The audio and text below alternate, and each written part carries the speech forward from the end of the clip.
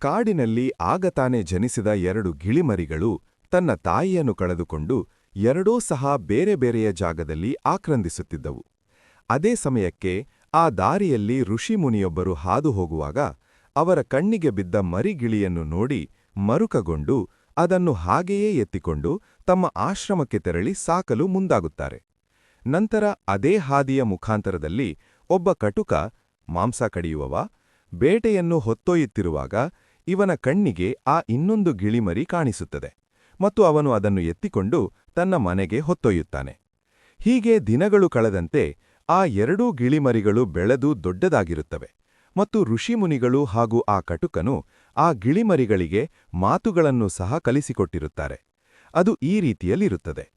ಋಷಿಮುನಿಗಳ ಹತ್ತಿರ ಬೆಳೆದ ಗಿಳಿಗೆ ಮುನಿಗಳು ಒಳ್ಳೆಯ ಸಂಸ್ಕಾರ ಮತ್ತು ಸಂಸ್ಕೃತಿಯನ್ನು ಹಾಗೂ ಮನೆಗೆ ಬಂದ ಅತಿಥಿಗಳನ್ನು ಯಾವ ರೀತಿಯಲ್ಲಿ ಸ್ವಾಗತಿಸಿ ಮಾತನಾಡಿಸಬೇಕೆಂದು ಹಾಗೂ ಬಗೆ ಬಗೆಯ ವಿದ್ಯೆಯನ್ನು ಧಾರೆ ಎರೆದಿರುತ್ತಾರೆ.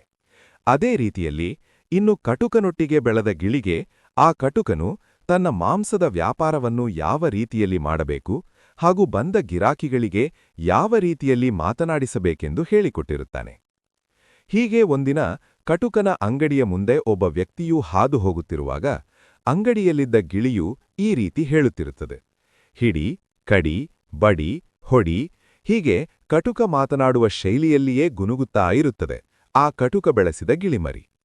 ಅದೇ ರೀತಿ ಅದೇ ವ್ಯಕ್ತಿಯು ಆ ದಾರಿಯಲ್ಲಿ ಮುಂದೆ ಸಾಗುತ್ತಾ, ಏನಪ್ಪಾ ಗಿಳಿ, ಈ ತರಹ ಎಷ್ಟೊಂದು ಸಂಸ್ಕೃತಿಯಿಲ್ಲದೆ ಮಾತನಾಡುತ್ತದೆಯಲ್ಲ, ತನ್ನ ಜಾತಿಗೆ ತಾನೇ ಅವಮಾನ ಮಾಡಿಕೊಳ್ಳುವ ಹಾಗೆ ಹೀಗೆ ಎಂದು ಗೊಣಗುತ್ತಾ ಮುಂದೆ ಹೋದಾಗ ಆ ಋಷಿಮುನಿಯ ಆಶ್ರಮ ಸಿಗುತ್ತದೆ.